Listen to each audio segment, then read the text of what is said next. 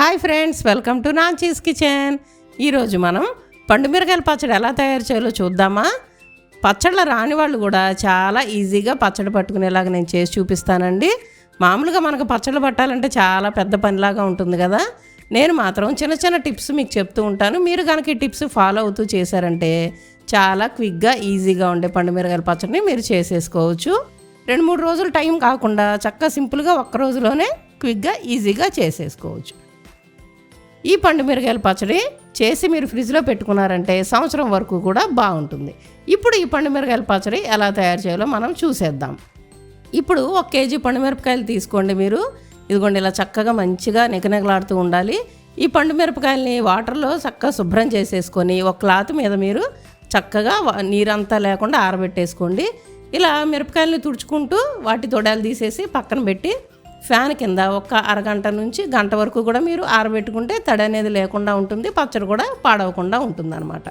చక్కగా ఇవి 1 గంట తర్వాత ఆరిపోయిన తర్వాత ఈ పండుమిరకాయలు మనం ముందుగా చిన్న చిన్న ముక్కలుగా కూడా కట్ చేసి పక్కన పెట్టుకుంటే మిక్సీలో వేసుకోవడానికి మనకి చాలా ఈజీగా ఉంటుందన్నమాట. ఈ కేజీ పండుమిరపకాయలకి మీరు ఏమేం పదార్థాలు తీసుకోవాలో చెప్తాను, అవి కూడా నోట్ చేసుకోండి. 2 స్పూన్లు వేయించి పెట్టుకున్న మెంతులు తీసుకోవాలి. అలాగే ఒక 3 స్పూన్లు ఆవాలు కూడా తీసుకుందాము. ఇవి రెడీ చేసుకొని పక్కన పెట్టేసుకోవాలి. ఇప్పుడు ఒక చిన్న మిక్సీ జార్ తీసుకొని అందులో మనం ఈ ఆవాలు మెంతులు కూడా వేసేసి మెత్తగా, చాలా మెత్తగా పౌడర్లా చేసి పక్కన పెట్టేసుకుందాం. ఇప్పుడు 250 గ్రాములు చింతపండు తీసుకొని దాంట్లో ఇలా ఈనెలు అవన్నీ తీసి శుభ్రం చేసుకోవాలి. గింజలు కూడా ఉంటే కనుక వాటిని కూడా తీసి పక్కన పెట్టేసి రెబ్బలుగా విడదీసి పక్కన పెట్టుకోవాలి. 20 వెల్లుల్లి రెబ్బలు కూడా తీసుకోవాలి. అలాగే 200 గ్రాముల కళ్ళుప్పు కూడా తీసుకుందాం. పచ్చళ్ళకి మీరు ఎప్పుడైనా సరే కళ్ళుప్పే వాడండి, సాల్ట్ అయితే బాగుండదు. ఇప్పుడు మనం ముందుగా కట్ చేసి పెట్టుకున్న పండుమిరపకాయలని ఒక మిక్సీ జార్ తీసుకొని దాంట్లో కొద్దిగా వేసుకుంటూ, అంటే మిరపకాయలతో పాటు కొద్దిగా చింతపండు అలాగే కొద్దిగా కళ్ళుప్పు వేసుకుంటూ, అలాగే మనం ముందుగా రెడీ చేసి పెట్టుకున్న మెంతిపిండి ఆవపిండి ఉంది కదా, దీన్ని కూడా కొద్దిగా వేసుకోవాలి. దాంతోపాటు కొద్దిగా 1 స్పూన్ పసుపు కూడా వేసుకొని బ్యాచులుగా మీరు ఇలాగూ పచ్చడిలాగా చేసుకోండి. ఈ పండుమిరకాయల పచ్చడికి మాత్రం మీరు మిగిలిన వాటిలాగా మెత్తగా వేస్తే బాగుండదండి, కొంచెం ఇలాగూ కచ్చాబచ్చాగానే వేసుకోవాలి.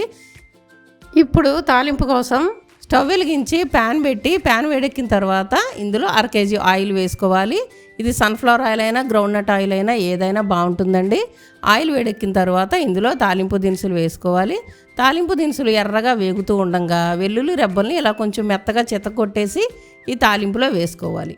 మీరు కావాలంటే వెల్లుల్లి రెబ్బలు కొన్ని మిక్సీ వేసేటప్పుడు కూడా పచ్చడితో పాటు కూడా వేసేసుకోవచ్చు.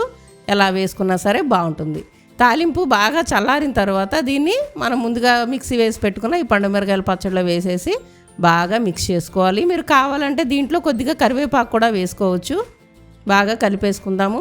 ఆయిల్ పచ్చడి అంతా కలిపేలాగా మీరు పూర్తిగా చల్లారిన తర్వాత చక్కగా ఒక గ్లాస్ జార్ తీసుకొని ఈ పచ్చడిని మీరు గ్లాస్ జార్లో పెట్టేసుకొని ఫ్రిడ్జ్లో పెట్టుకొని స్టోర్ చేసుకోండి.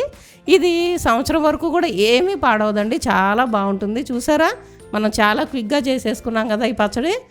మీరు కూడా నేను చెప్పిన టిప్స్ ఫాలో అవుతూ పచ్చడి చేసుకున్నారంటే చాలా ఈజీగా చేసేసుకోవచ్చు.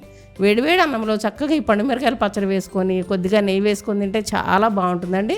కాకపోతే ఈ పండుమిరకాయల పచ్చడి మాత్రం మీరు వేసవకాలంలో తినొద్దండి.